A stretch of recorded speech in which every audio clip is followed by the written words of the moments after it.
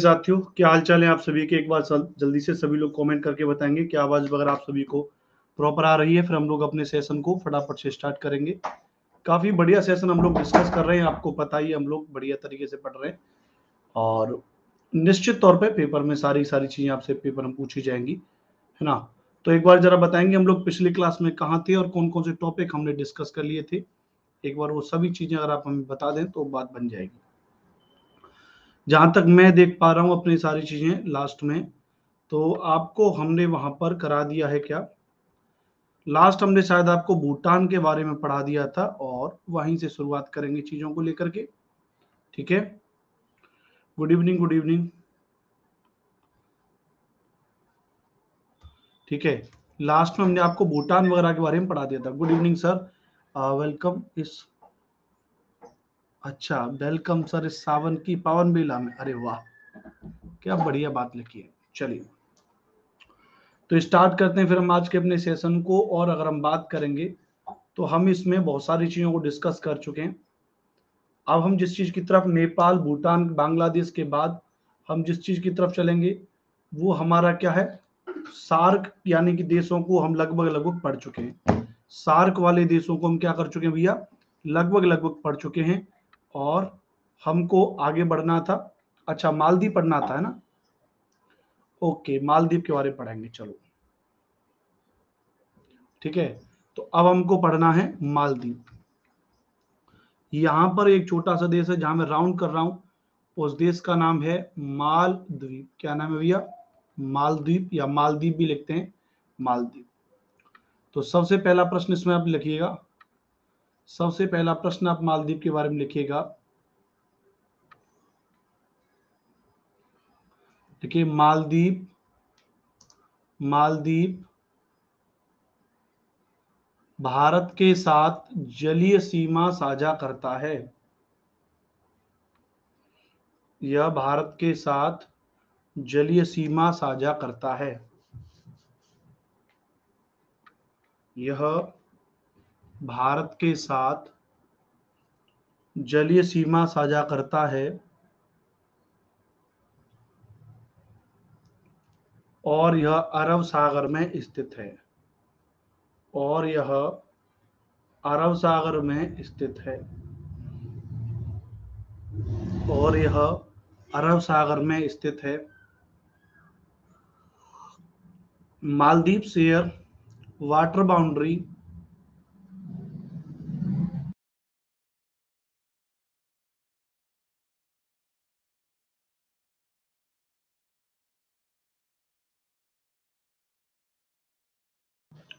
Maldives share water boundary with India, with India and situated in the Arabian Sea, and situated in the Arabian Sea.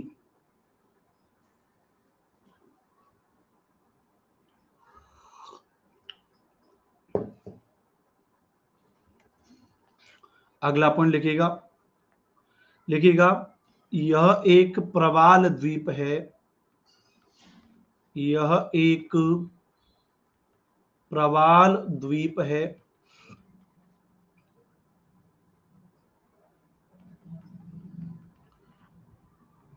It is a type of atoll island. Atoll island, यह एक प्रवाल द्वीप का उदाहरण है।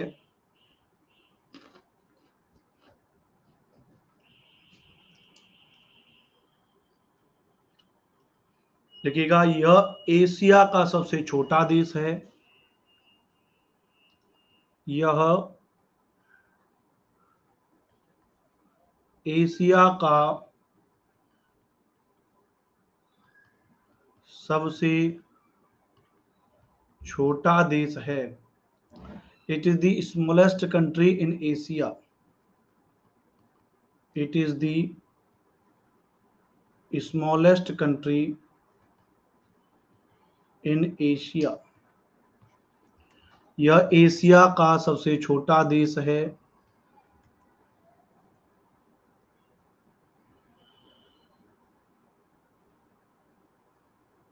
अगला point लिखिएगा, अगला point लिखिएगा, 8 डिग्री चैनल मिनिकॉय और मालदीव को अलग अलग करते हैं। 8 degree channel, 8 degree channel Minicoy एवं मालदीव को अलग अलग करते हैं, अलग अलग करते हैं। 8 degree channel separates Minicoy and Maldives, Minicoy and Maldives. 8 degree channel Minicoy और मालदीव को अलग अलग करता है। 8 डिग्री चैनल सेपरेटली मिनिकॉय और मालदीव्स, मिनिकॉय और मालदीव्स, मिनिकॉय और मालदीव्स। 8 डिग्री चैनल मिनिकॉय एवं मालदीव को अलग अलग करते हैं। 8 degree channel separates Minicoy and Maldives. अगला पॉइंट लिखेंगे, देखिए 9 degree channel, 9 degree channel Minicoy, 9 degree channel Minicoy और लक्षद्वीप को अलग करते हैं। 9 डिग्री चैनल मिनिकॉय और लक्षद्वीप को अलग करते हैं, मिनिकॉय और लक्षद्वीप को अलग करते हैं।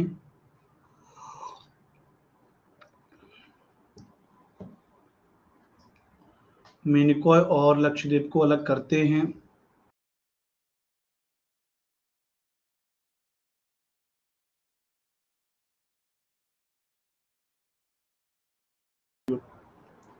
ठीक है,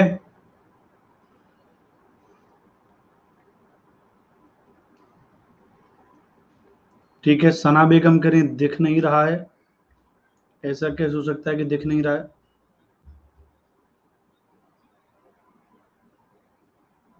देखना तो चाहिए ना।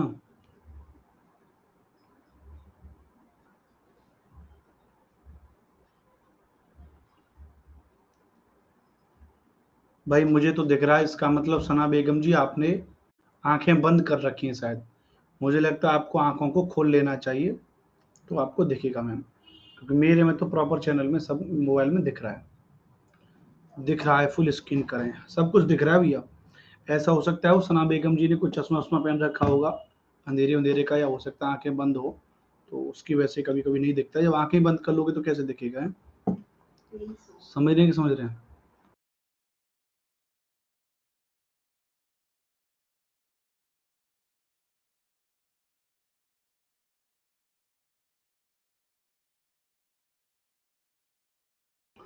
आगे लिखेंगे, अगला लिखिएगा,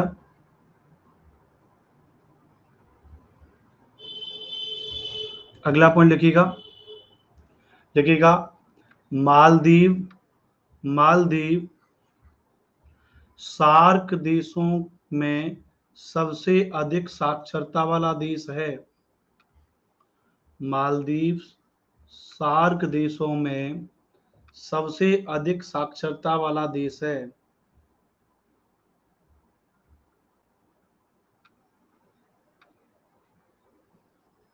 Maldives have highest literacy in SAARC, Maldives have highest literacy in SAARC. Maldives SAARC में रखता है, ध्यान रखिएगा। बात क्लियर है?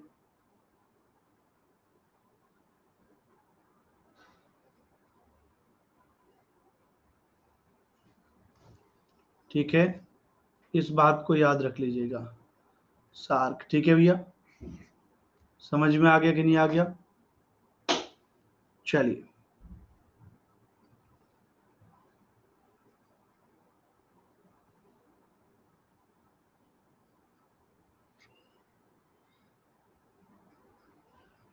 जलमग्न हो गया था तमन्ना, मैंने कहीं पढ़ा है, अब जल जलमग्न हुआ है। चलिए कोई नहीं, आप लोगों के तो कमेंट तो आते रहते हैं, है ना, क्या ही ध्यान देना कि काम का तो कोई कमेंट आपका होता ही नहीं। दूसरा लिखेंगे तो सार का आप समझ गए ना। अगला पॉइंट लेगा, आप लिखिएगा, अगला पॉइंट लिखिएगा, विश्व में समुद्र स्तर से सबसे कम ऊंचाई पर। अगला पॉइंट लिखिएगा, विश्व में समुद्र स्तर से, विश्व में समुद्र स्तर से सबसे कम ऊंचाई पर, क्वेश्चन लिख लीजिएगा 1.5 मीटर, 1.5 मीटर।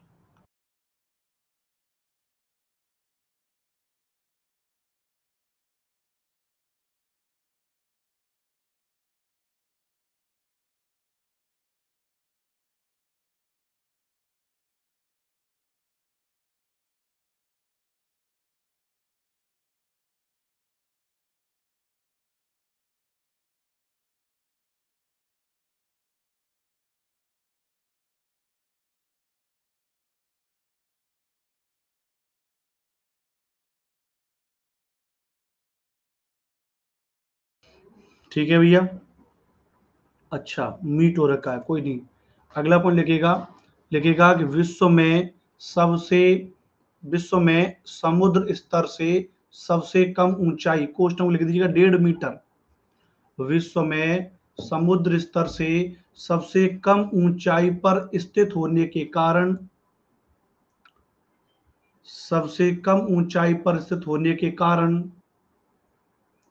सबसे पहले इसी के डूबने का खतरा है।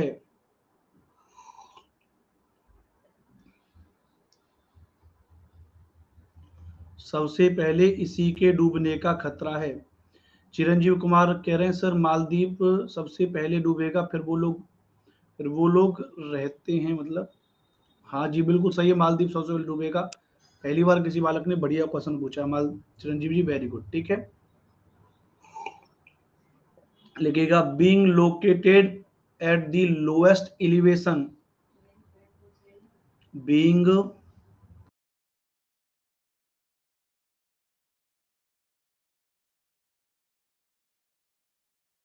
being located at the lowest elevation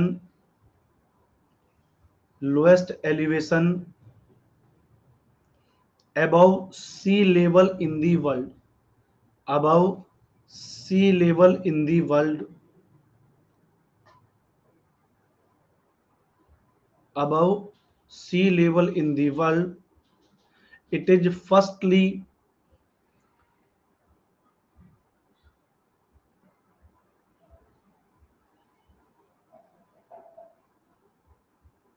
it is firstly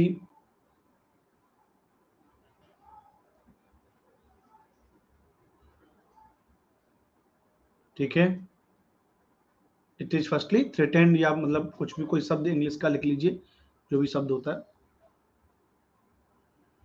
ठीक है।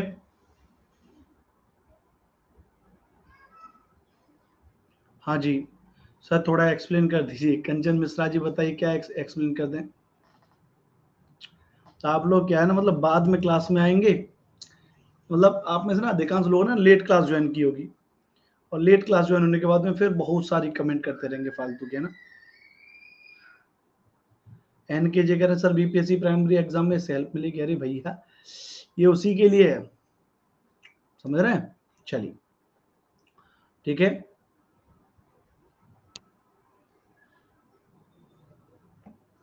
अगला पॉइंट लिखेंगे। तो ये तो हो गया भैया आपका सार्क, क्या हो गया भैया, ये हो गया सब आपका यहाँ पे सार्क देश, मतलब सारे मालदीव आपकी समझ में आ गया, क्या भैया मालदीव आपकी समझ में आ गया, ठीक है।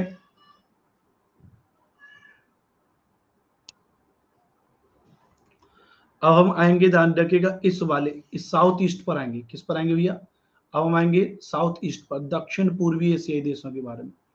अब हम दक्षिण पूर्वी एशियाई देश, दक्षिण पूर्वी एशियाई देश, south east, south east Asian country, south east Asian country. अब इसके बारे में बात करें, कोई इशू तो नहीं किसी को, कोई भी डाउट हो तुरंत दिल खोल के पूछें, ठीक है। तो हमने यहाँ पे बांग्लादेश तक बात की थी, यहाँ तक। अब बांग्लादेश के बगल में एक देश है बर्मा, यानी म्यांमार। तो सबसे पहले हम उसी के बारे में बात करेंगे। किसके बारे में बात करेंगे? तो सबसे पहले हम बात करेंगे यहाँ पे म्यांमार के बारे में बात करेंगे। आपके पास अपना एटलस होगा, उसमें आप देख सकते हैं म्यांमार। क्या भैया? म्यांमार, ठीक है।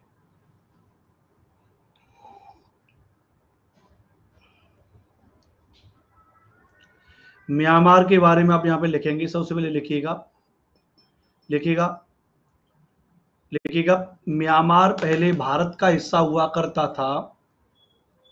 म्यांमार पहले भारत का हिस्सा हुआ करता था, परंतु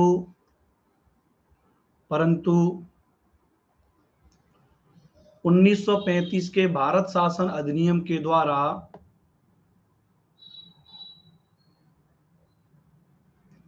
1935 के भारत शासन अधिनियम के द्वारा यह भारत से अलग हो गया।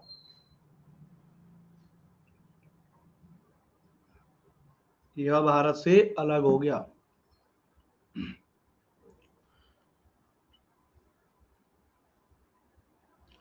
In 1935, Myanmar was the separated from India. उससे अलग हो गया। अगला पॉइंट लिखिएगा, म्यांमार का पुराना नाम बर्मा है। Burma was the old name of Myanmar. Myanmar का पुराना नाम बर्मा है। एंड नायपीताव या नेपीताव ऐसे करके हिंदी में लिखते हैं, तो इसको लिख लीजिएगा। तथा इसकी राजधानी नायपीताव है। Naypyidaw is the capital. Naypyidaw is the capital. And kyat is the currency of Myanmar. Kyat is the currency of Myanmar. Myanmar की मुद्रा क्यात है। म्यांमार की राजधानी नेपीताव है। नोट करो।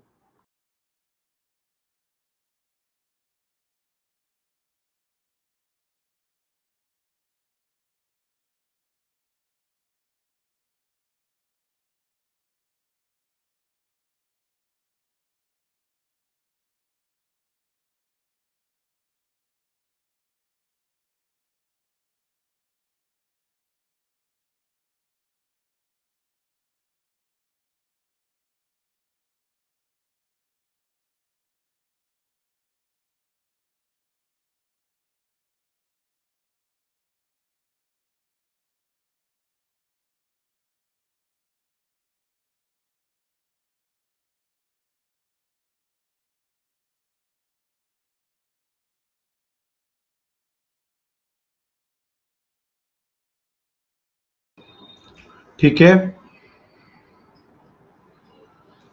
चलिए अब दूसरी बात। अब नेक्स्ट चलेंगे, ध्यान रखिएगा। अगला पॉइंट लिखेंगे, लिखिए, इसे स्वर्ण पैगोडा वाला देश कहते हैं। इसे स्वर्ण पैगोडा वाला देश कहते हैं। It is called the country of golden pagoda. Pagoda it is called the country of golden pagoda। इसे स्वर्ण पैगोडा वाला देश कहते हैं। इसे स्वर्ण पैगोडा वाला देश कहते हैं।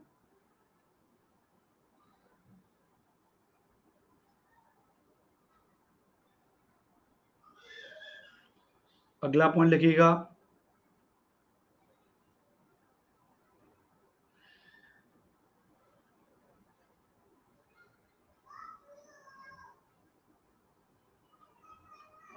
अगला पॉइंट लिखिएगा, म्यांमार की प्रमुख नदी इरावदी नदी है। म्यांमार की प्रमुख नदी इरावदी नदी है। Irrawaddy is the main river of Myanmar. Myanmar की प्रमुख नदी अरावदी नदी है। इरावदी कौन सी भैया? इरावदी नदी है। म्यांमार की प्रमुख नदी इरावदी नदी है। ठीक है,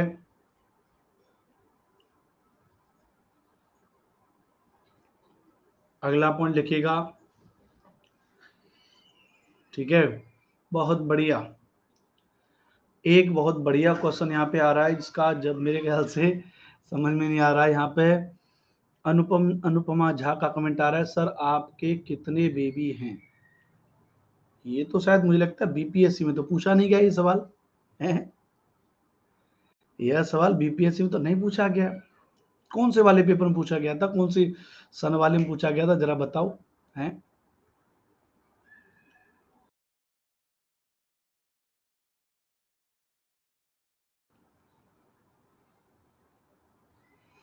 हैं? अच्छा, डायरेक्ट यूपीएससी में आएगा ये सवाल है। हम्म,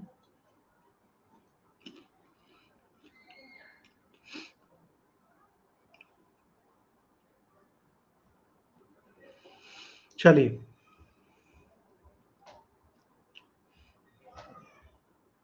साउंड नहीं आ रहा है यहां से तो क्लियर है। अब समझेंगे हमने क्या कहा। म्यांमार को हम क्या कहते हैं? स्वर्ण पैगोडा वाला देश कहते हैं। अब पैगोडा क्या होता है? ध्यान रखना, जो बौद्ध धर्म जो होता है उसमें भगवान बुद्ध की प्रतिमा लगाई जाती है। क्या लगाई जाती है? भगवान बुद्ध की एक प्रतिमा लगाई जाती है, और भगवान बुद्ध की उस प्रतिमा के ऊपर एक सोने का छत्र लगा, आपने देखा होगा इस तरीके से, ऐसे एक सोने का छत्र जैसा आपने लगा देखा होगा कहीं ना कहीं, बोलो हाँ। और ऐसा सोने का छत्र आपने कहीं देखा होगा, तो वही ध्यान रखिएगा। सर आज 8 PM पर कौन सी क्लास है आपकी? कोई क्लास नहीं है आज तो हमारी 8 बजे हो गई। क्या अभी हम लोग लाइव हैं क्या? कुछ प्रॉब्लम हुआ है? तमन्ना ऐसे नहीं बोलते। अच्छा, क्या बोल दिया तमन्ना जी ने? अभी क्लास भी गायब हो जाएगा? अरे भैया, लगता है बहुत सारे डाउट हैं तमन्ना जी के। तो क्या क्या डाउट हैं देख लेते हैं पीछे। हाँ हाँ हाँ, इसमें हमारे की जीवन रेखा कहते हैं। हाँ जी कहते हैं सब। इतना इतना गुस्सा जी, कैसे काम चलेगा जी बताओ हैं? दिख रहा है? कभी कभी इंटरनेट की समस्या हो जाती है। आप भी गजब कर रहे हैं। गर्मी का माहौल है, आप भी ऐसी बातें करेंगे? बताइए।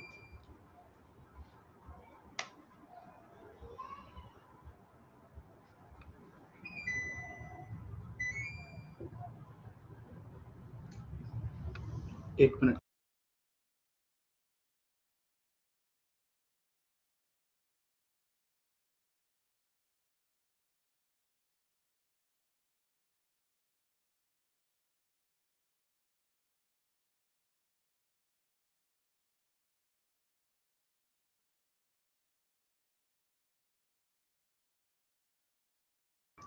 ठीक है, चलिए आगे बात करेंगे, तो समझना ध्यान से।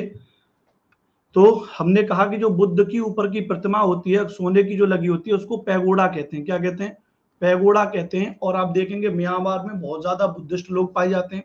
और जब म्यांमार में बहुत ज्यादा बुद्धिस्ट लोग पाए जाएंगे, तो बुद्ध की प्रतिमा वहां भी बहुत ज्यादा होती है, और उसकी वजह से सोने की ऊपर उनके ऊपर छत्र से भी बहुत ज्यादा लगे होते हैं। इसलिए अंतरिक्ष से देखने पर वो सोना ही सोना सा चमकता है। इसलिए उसको हम क्या कहते हैं? गोल्डन पैगोडा या स्वर्ण पैगोडा वाला देश कहते हैं। बात क्लियर है? क्या कहते हैं उसको? गोल्डन पैगोडा या स्वर्ण पैगोडा वाला देश कहते हैं। अगला पॉइंट लिखिएगा। अगला पॉइंट लिखिएगा। म्यांमार की सबसे लंबी पर्वत रेखा, म्यांमार की सबसे लंबी पर्वत श्रृंखला,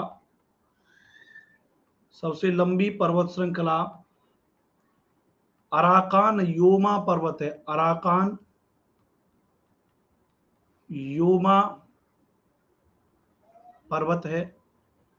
म्यांमार की सबसे लंबी पर्वत श्रृंखला अराकान योमा पर्वत है, जिसकी सबसे ऊंची चोटी हकाका बोराजी है। हकाका बोराजी, आपसे पूछा जाए म्यांमार की सबसे लंबी पर्वत श्रृंखला कौन सी है, तो अराकान योमा है। The Arakan Yoma are longest mountain range of Myanmar and Hkakabo Razi is the highest peak of Myanmar and Hkakabo Razi is the highest peak of Myanmar.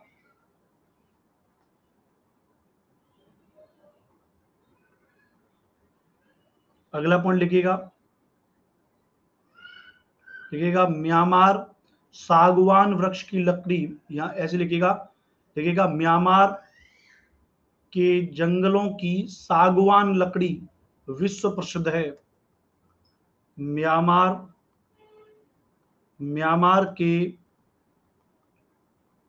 जंगलों की सागवान लकड़ी, लड़की मत समझ लेना, सागवान लकड़ी विश्व प्रसिद्ध है, विश्व प्रसिद्ध है। द वुड ऑफ सागवान is the wood of sagwan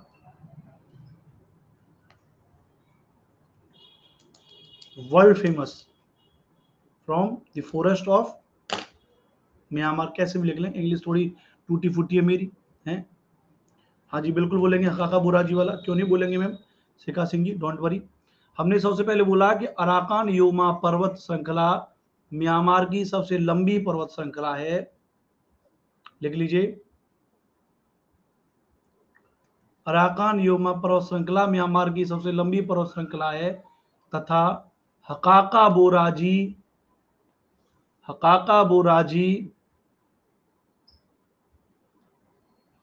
Myanmar की सबसे ऊंची पर्वत चोटी है तथा हकाका बोराजी म्यांमार की सबसे ऊंची पर्वत चोटी है। ठीक है, रजिया सुल्ताना अगर इसे थोड़ा जल्दी पढ़ा दीजिए, मच्छर काट रहे हैं। अरे मतलब है पढ़ने से और आपके मच्छर काटने का क्या मतलब है। अगला पॉइंट लिखिए, म्यांमार के जंगलों की सागवान की लकड़ी विश्व प्रसिद्ध है। ठीक है भैया, अगला लिखेंगे म्यांमार के जस्ट बगल में एक देश है थाईलैंड। ठीक है, म्यांमार के जस्ट बगल में एक देश है, कौन सा भैया, थाईलैंड। क्या आप ये बात जानते हैं, वैसे थाईलैंड के अलावा भी अगर मैं बात करूंगा वैसे भी, तो आप ये भी जानते होंगे जैसे म्यांमार है, बर्मा के जस्ट बगल में यहाँ पे ये हो जाएगा थाईलैंड, जहां पे मैं मार्क कर रहा हूँ ना ऐसे, ये जहां मैंने ब्लैक ब्लैक किया ये थाईलैंड देश है। अच्छा ये तो आप जानते होंगे कि म्यांमार भी और अफीम के उत्पादन के लिए प्रसिद्ध है। म्यांमार, थाईलैंड और लाओस 3 देश हैं जिनको गोल्डन ट्रायंगल कहते हैं। आगे बताऊंगा मैं आपको। हम आपको किसके बारे में पढ़ाएंगे, थाईलैंड के बारे में पढ़ाएंगे। थाईलैंड के बारे में पढ़िए। सबसे पहले लिखिएगा इसकी राजधानी बैंकॉक है, इसकी राजधानी बैंकॉक है।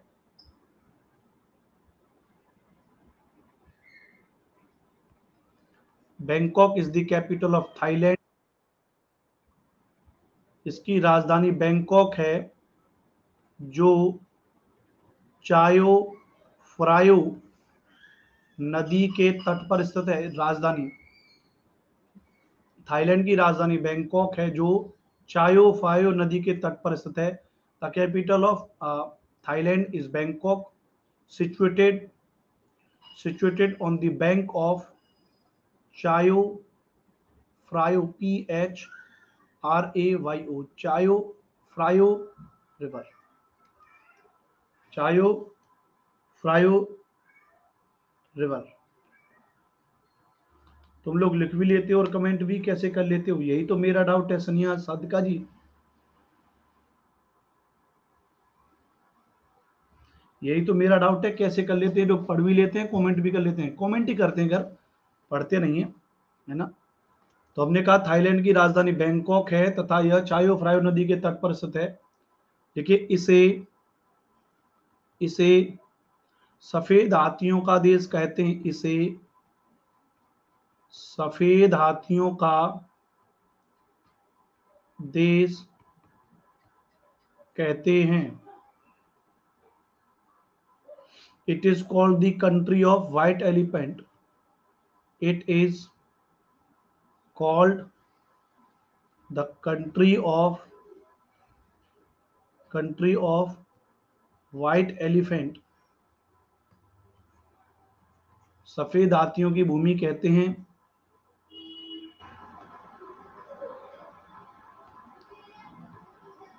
ठीक है, अगला पॉइंट लिखिएगा। क्रा नहर, क्रा कैनाल, क्रा नहर था यही मौजूद है। क्रा नहर यही मौजूद है।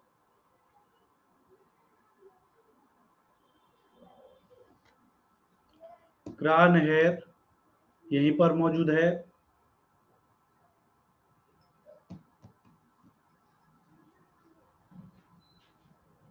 अगला पॉइंट लिखें। थाईलैंड को दक्षिण पूर्व एशिया का चावल का कटोरा भी कहते हैं। थाईलैंड को दक्षिण पूर्व एशिया का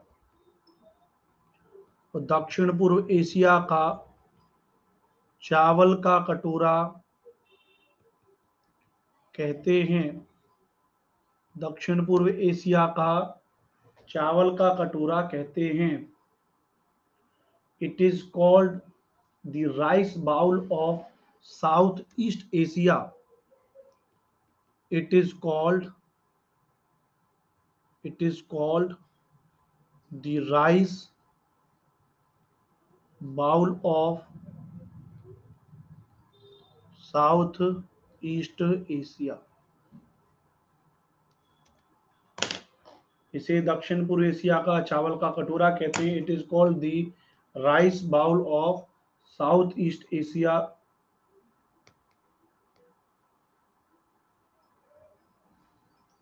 कंचन मिश्रा जी के सर क्यों कहते हैं? क्योंकि यहाँ पे चावल का उत्पादन सबसे ज्यादा होता है। और दूसरा इसलिए कहते हैं क्योंकि यहाँ के लोग जो थाईलैंड के लोग हैं वो चावल को कटोरे में खाते हैं ना, ऐसे कटोरे में। जैसे मेरे पास ये कटोरा ना, तो ऐसे कटोरे में खाते हैं, तो इसलिए इसको चावल का कटोरा कहते हैं, क्योंकि सारे लोग कटोरे में खाते हैं। जैसे हमारे यहाँ पे हम तो कुछ जो है प्लेट में खा लेते हैं, थाली में खा लेते हैं, कुछ किसी और में खा लेते हैं, लेकिन यहाँ पे सारे लोग ऐसे कटोरे में ही चावल खाते हैं, इसलिए इसको चावल का कटोरा कहते हैं। समझ गए भैया? अरे भाई कितने महान आदमी हैं आप लोग, मतलब गजब आदमी यार, गजब ही आदमी है।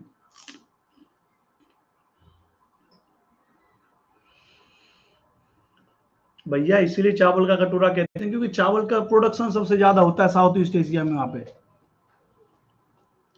ना कि इसीलिए होता है, यहाँ राइस ज्यादा होता है। हाँ, वही तो मैं कह रहा हूँ। वाह सर, कटोरा भी रखे हुए हैं।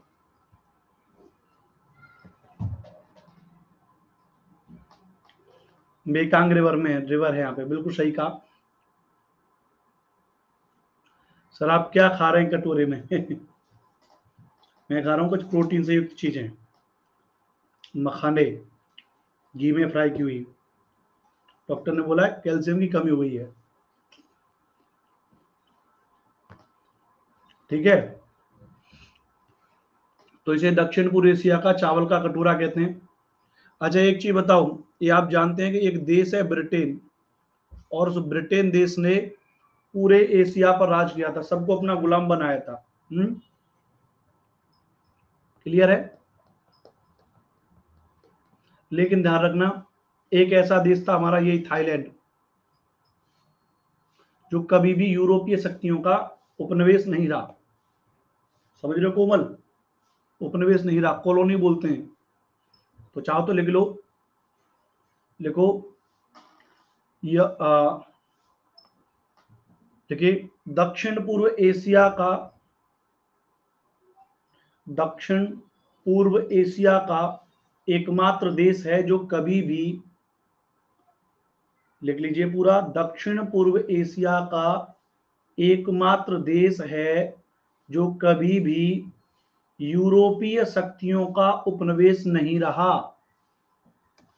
दक्षिण पूर्व एशिया का एकमात्र देश है जो कभी भी यूरोपीय शक्तियों का उपनिवेश नहीं रहा।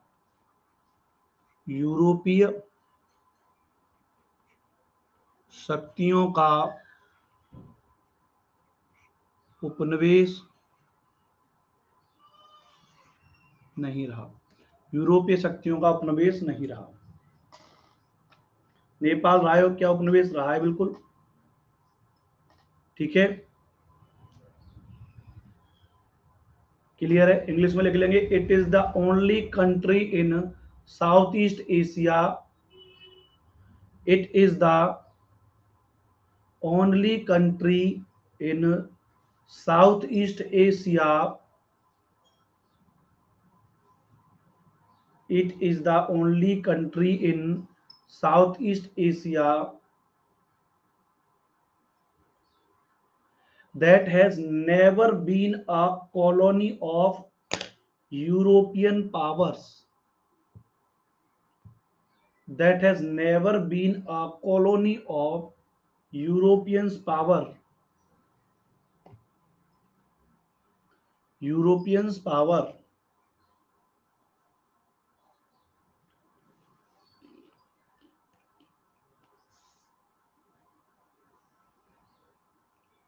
European power।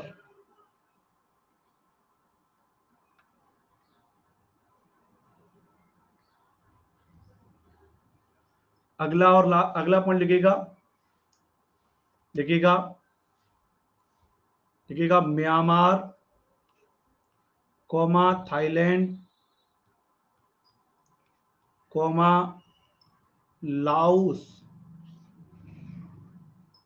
Myanmar, Thailand, Laos अफीम का उत्पादन सबसे ज्यादा करते हैं, अफीम का उत्पादन सबसे ज्यादा करते हैं,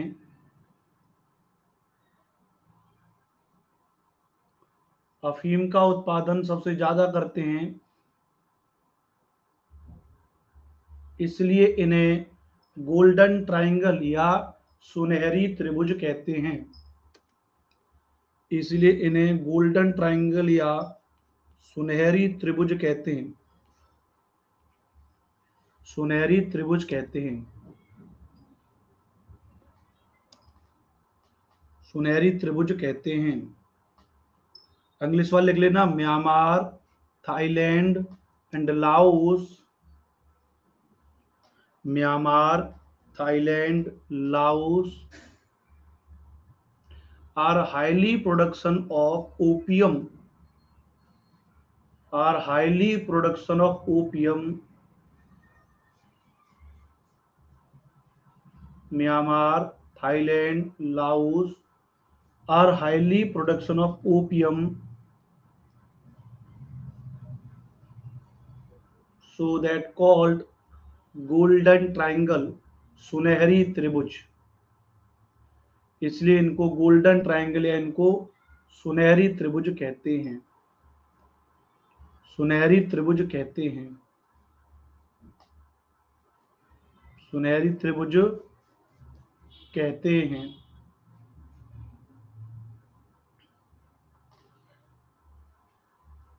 सर जी क्लास में इंग्लिश मैन कौन है, बोलना पड़ रहा है आपको, बहुत सारे लोग हैं इंग्लिश वाले।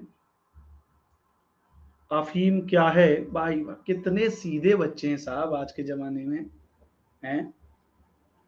अच्छा पूछता हूँ, पूनम तुमको पता है अफीम क्या होती है, अफीम क्या होती है? नशे वाली चीज है, तुमने कभी खाई है? खाना चाहोगी? अच्छा बताओ, हमारी श्रीमती जी को भी पता है साहब कि अफीम क्या होती है,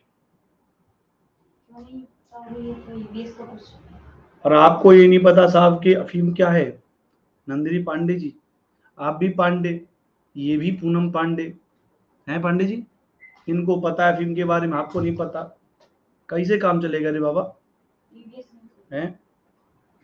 चरस का भाई, हाँ कह सकते हो, लेकिन नहीं चरस ठीक है, अफीम थोड़ा सा दिक्कत है, मैं एक बार चेक किया था तो चरस का थोड़ा ज्यादा नशा बेकार है, अफीम ठीक है, नॉर्मल नॉर्मल होता है। ठीक है। अच्छा, आपकी मैम टीचर है ना? अच्छा, मैम टीचर है, हाँ जी, हाँ, तो आप भी बन जाओगे टीचर, क्या दिक्कत है? आप भी बन जाओगे टीचर, हैं? समझ रहे हो?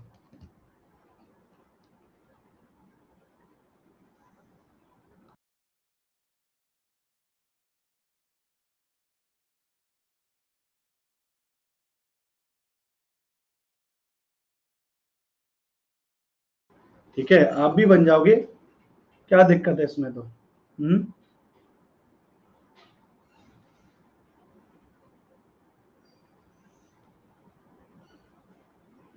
ठीक है। और वैसे मैं एक बात बताऊं, आप भी क्या कर सकते हैं, जैसे आप हो ना, आप बच्चे बहुत सारे पूछते भी हैं, कमेंट भी करते हैं।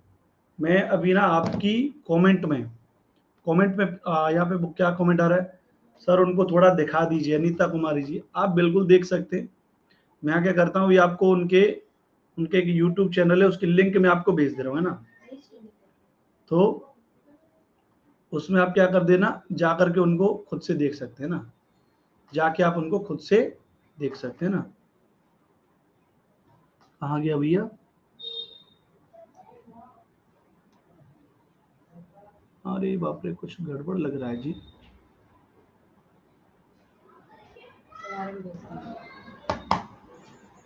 ठीक है। हाँ, ठीक है।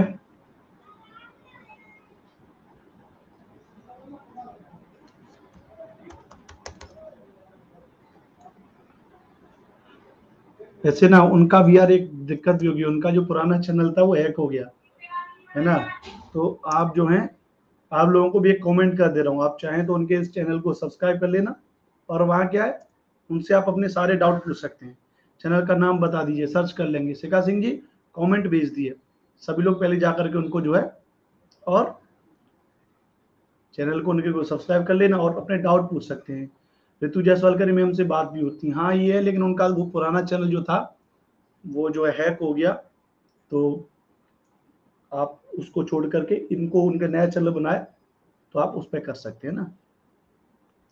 पिन कर दे रहा हूँ, मैं पिन कर दिया हूँ। तो आप सभी लोग, वैसे इतने 100 बच्चे देख रहे हैं, मैम सुंदर है सर आपसे, अरे बाप रे बाप, अच्छा। ठीक है, तभी तो मैडम ने मुझे मुझे प्रपोज किया था, पता है कीर्ति अनु मुझसे ज्यादा सुंदर है, फिर भी इन्होंने मुझे ही प्रपोज किया था, मैंने तो एक दो बार रिजेक्ट भी कर दिया था, नॉट इंटरेस्टेड, बट बेचारी पीछे पड़ गई थी, will you marry me, will you marry me, will you marry me please. तब जाके मैंने तरस खाया, मैं चलो लव मैरिज है। चलो, है ना? अच्छा, वैसे एक बात बताओ, यस लिखना कमेंट में अगर मेरी बात से एग्री हो तो, है ना? आप इतने सारे बच्चे देख रहे हो, 100 बच्चे, आप चाहो तो वैसे सभी सपोर्ट कर सकते हो उनको, उनके लिंक पे जाओ और चैनल को उनके को सब्सक्राइब कर देना, गांधी जी बना रही हैं, हाँ, तो जा करके उनको सपोर्ट कर दो थोड़ा सा, उनके चैनल पे सब्सक्राइब भी बढ़ जाएंगे, बेचारी खुश हो जाएंगी। अच्छा, तमन्ना परवीन करें, सर आप शुरू से ही अकड़ू हैं इसका मतलब। अरे भैया ऐसी बात नहीं है, ऐसी बात नहीं। चलिए आगे बात करेंगे, पढ़ भी लेते हैं, डोंट वरी, ठीक है। अब इस म्यांमार के जस्ट बगल में अगर आप देखेंगे, मैं थोड़ा इस मानचित्र को जूम करूं, है ना? म्यांमार में वैसे नक्शे को, इस मानचित्र को भी देख सकते हो थोड़ा सा, अब मैंने बड़ा कर दिया, है ना? ठीक है, तो आप देखेंगे यहाँ पे, ध्यान रखिएगा, तो इसके जस्ट बगल में आप देखेंगे तो यहाँ पर जो है एक देश आपको दिखाई देगा, जिस देश का नाम क्या भैया, लाओस। क्या नाम भैया, इस देश का नाम क्या भैया, लाओस। जो ये ग्रीन ग्रीन आपको पट्टी से दिख रही है, इस देश का नाम क्या हो जाएगा भैया, लाओस। और हम बात करेंगे लाओस देश के बारे में। लाओस, देखो मैं एक बात बताऊं ना, मैंने ना जीवन में बहुत साधारण सिंपल तरीके से मेहनत की है। जितने भी मेरे दोस्त अभी हैं, कीर्ति अनु, तमन्ना परवीन, चिरंजीव, तमन्ना परवीन, शिखा सिंह, और भी हैं बहुत सारे, जो संजू कुमारी हैं, है ना? मैम में टैलेंट है तभी आपको हाँ करवा ली। हैं?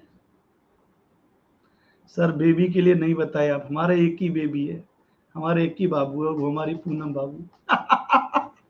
होता ना आजकल के है, आजकल पति पत्नी वाला रिश्ता कहाँ है, मेरा बाबू सोना वाला रिश्ता है। तुम्हारा एक ही बाबू है, बाकी के बाबू को भी करने का कोई प्लान है नहीं। ठीक है, चलो आगे बात करेंगे। क्यों बाबू, पानी पिला दो बाबू जरा। तो लाओस के बारे में पढ़ेंगे। लाओस में लिखना, लेकिन इसकी राजधानी वियंतियान है। इसकी राजधानी वियंतियान है, जो मेकांग नदी के तट पर स्थित है। जो मेकांग नदी के तट पर स्थित है। इसकी राजधानी वियंतियान है, जो मेकांग नदी के तट पर स्थित है। मेकांग नदी के तट पर स्थित है। देखिए 1994 में इसे फ्रांस से स्वतंत्रता प्राप्त हुई। 1994 में इसे फ्रांस से स्वतंत्रता प्राप्त हुई। सर डिनर स्पेशल मिलेगा, सर को तारीफ की हुई हूँ। ये तो है, तारीफ का ही नतीजा है सब, है ना। मसाले बढ़िया फ्राई होके मिल रहे हैं, सब क्या है।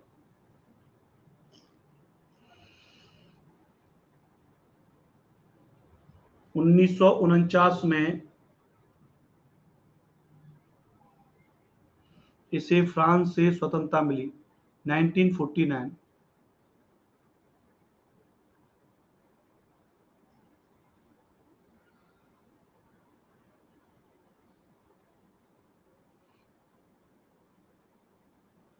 थोड़ी हंसी मजाक हो गई, अच्छा लगा सबको, चलिए बहुत बढ़िया। आगे लिखिएगा, अगला पॉइंट लिखिएगा।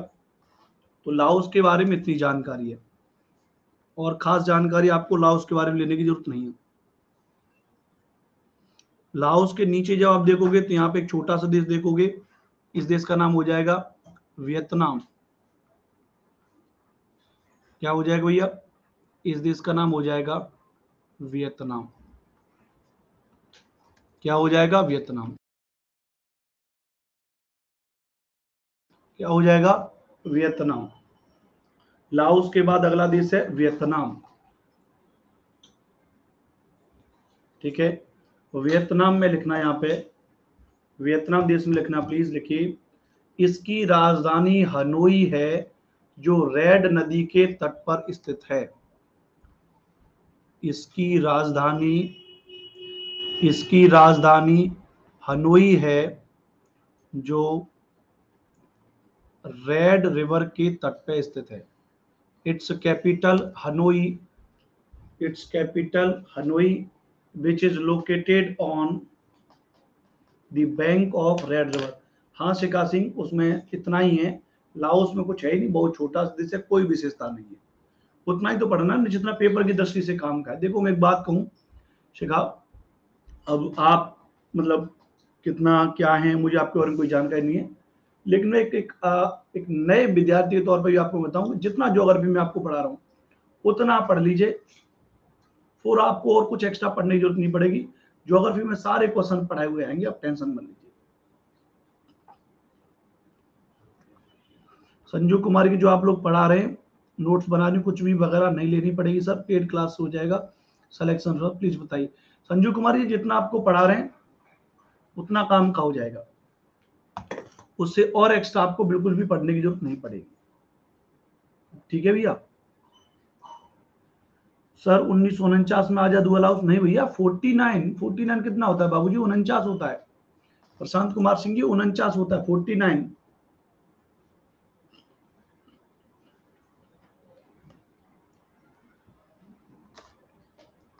तो वियतनाम में लिखना, इसकी राजधानी हनोई है, जो रेड नदी के तट पर स्थित है। अगला पॉइंट लिखिएगा, अन्नामाइट। अन्नामाइट की पर्वत श्रेणी, अन्नामाइट की पर्वत श्रेणी यहाँ की प्रमुख पर्वत श्रेणी है। The mountain range of Annamite is the main mountain range here. Is the main mountain range here. अन्नामाइट की पर्वत श्रेणी यहीं पर प्रमुख पर्वत श्रेणी है। ठीक है, अन्नामाइट की पर्वत श्रेणी प्रमुख पर्वत श्रेणी है यहाँ की।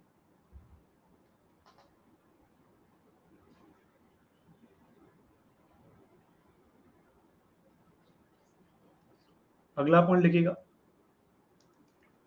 लिखिएगा वियतनाम को 17 डिग्री रेखा, वियतनाम को 17 डिग्री रेखा, वियतनाम को 17 डिग्री रेखा उत्तरी और दक्षिणी वियतनाम में बांटती है। उत्तरी और दक्षिणी वियतनाम में बांटती है, सॉरी बांटती है नहीं, बांटती थी, जिसे जिसे हो ची मिन्ह, एक व्यक्ति का नाम है, जिसे हो ची मिन्ह ने समाप्त किया, जिसे हो ची मिन्ह ने समाप्त किया। पहले हिंदी में ध्यान से लिख लेना। 17 डिग्री रेखा वियतनाम को उत्तरी और दक्षिणी वियतनाम में बांटती थी, जिसे हो ची मिन्ह ने समाप्त कर दिया।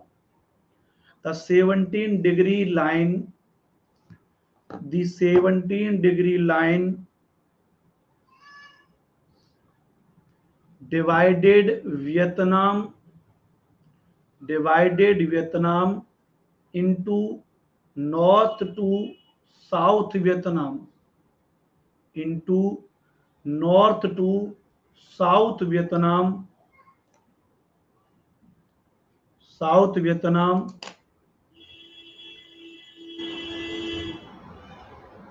south Vietnam। देखिएगा, it was abolished by Ho Chi Minh, it was abolished by Ho Chi Minh, इसे हो ची मिन्ह के द्वारा समाप्त कर दिया गया, समाप्त कर दिया गया। अब आप समझ गए कि म्यांमार में, वियतनाम में जब आप देखेंगे तो एक व्यक्ति ये बड़ा फेमस है, हो ची मिन्ह, है ना। इसने क्योंकि 17 डिग्री रेखा इसको दो भागों में पहले बांटती थी, उत्तरी और दक्षिणी वियतनाम, इसने उस रेखा को समाप्त कर दिया। अब पूरा वियतनाम एक वियतनाम में, ध्यान रखिएगा। तो ये हो ची मिन्ह बड़ा महत्वपूर्ण है। अन्नामाइट की श्रेणी पाई जाती है, हनोई राजधानी रेड नदी के किनारे स्थित है।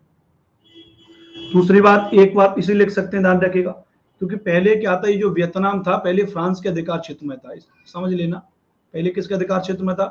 फ्रांस के अधिकार क्षेत्र में था।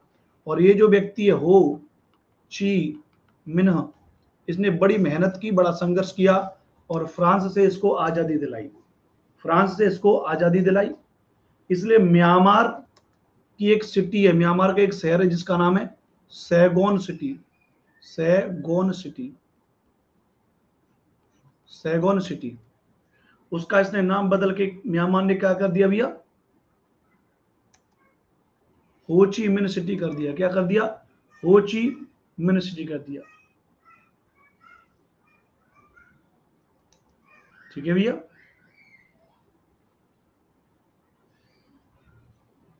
ठीक है, तो इतना समझ गए होंगे आप। ठीक है, ये क्या भैया, ये हो जाएगा आपका वियतनाम, हो जाएगा क्या? वियतनाम हो जाएगा। वियतनाम के बाद दूसरा जो एक और प्रमुख देश हो जाएगा कंबोडिया, उसको भी कर लेते हैं, फिर छोड़ देंगे। ठीक है, कंबोडिया उसके बाद छोड़ देंगे। ठीक है, अगले देश के बारे में बात करेंगे, कंबोडिया।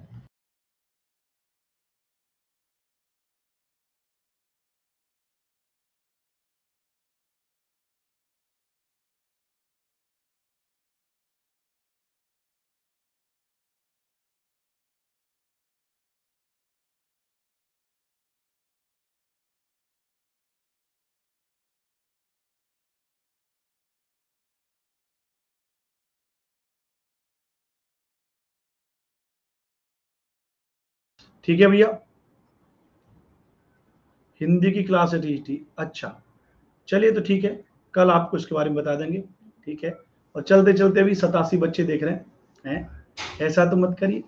ऊपर एक लिंक दे रखी है, मैडम का चैनल है, उसको सब्सक्राइब कर लीजिए। और आप अपने टीचिंग से रिलेटेड कोई भी डाउट अगर आपका है तो आराम से आप बता सकते हैं। और आप में से जो महिलाएं हैं वो तो अपना आराम से बहन बहन वाला गेम खेल सकती हैं, बता सकती हैं, ठीक है। चलिए कल मुलाकात करें। हो ची मैंने कौन थे भैया, एक वहां के आंदोलन करता थे व्यक्ति थे, ठीक है। चलो सभी लोग ऊपर वाले लिंक को सब्सक्राइब कर देना, फीडबैक देके जरूर जाना चलते चलते।